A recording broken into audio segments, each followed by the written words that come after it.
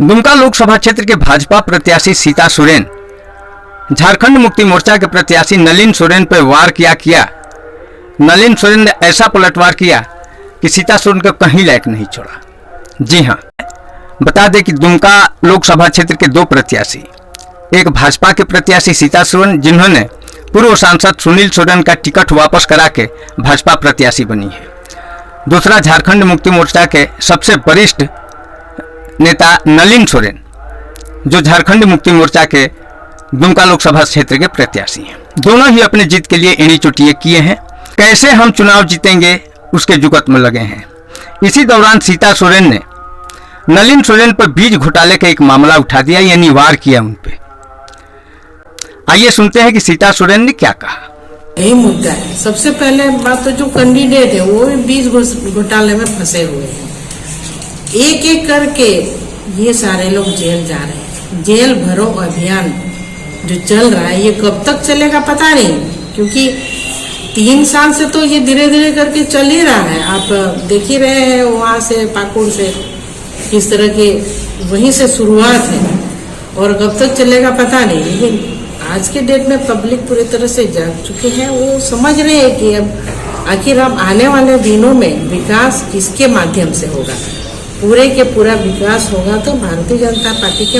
ये थी सीता सोरेन, भाजपा प्रत्याशी, जिन्होंने नलिन सोरेन के बारे में बताया।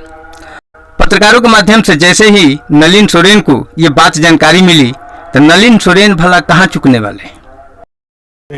वो भी हॉर्स ट्रेडिंग उसकी फिर वो भी है उसी में, और हार दोष दे रहे हमको। मेरा तो कोई ये भी नहीं हुआ है, जजमेंट भी नहीं हुआ है, और इसके बाद इस तरह की बात बोलते गलत बोलते। पहला अपना देखे तभी किसी पर अंगुली उठाना चाहिए। सीता सोरेन पर दाग लगा है कभी? लगा है, वो भी ऐसा जो राज्यसभा का चुनाव होता है उस चुनाव के तहत में हॉर्स ट्रेडिंग हुआ है, और हॉर्स ट्रेडिंग में उसने जो कार्य की है उसका दाग है, अभी भी चल रहा है। और उसी को साफ करने के लिए वॉशिंग मशीन बीजेपी वाला में वोट किया। वो जेल भी गई है?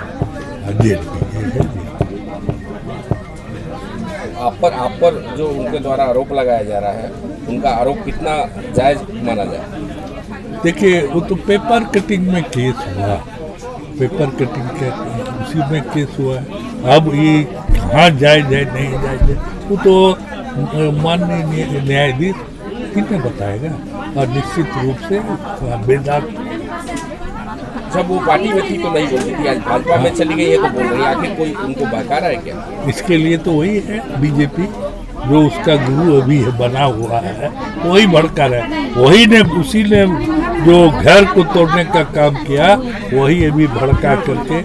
ये थे नलिन सोरेन, जिन्होंने सीता सोरेन के वार का पलटवार किया। बता दें कि सीता सोरेन यहाँ वार करके स्वयं अपने आप में फंस गई। सीता सोरेन राज्यसभा चुनाव के समय में पैसे के लेन देन में वो जेल भी जा चुकी हैं। बहुत कम लोगों की इस बात की जानकारी थी, खासतौर पर जनता को तो नहीं ही जानकारी थी। लेकिन नलिन सोरेन ने जैसे ही पलटवार किया, जैसे ही इस भेद को खोला, लोग एक दूसरे से ये चर्चा करने लगे कि सीता सोरेन कब जेल गई थी। यानी सब मिलाकर हम कह सकते हैं कि सीता सोरेन ने अपने पैर में अपने ही कुल्हाड़ी मार ली। एक भोजपुरी में कहावत कहा जाता है, सिखावल बुद्धि अढ़ाई घड़ी।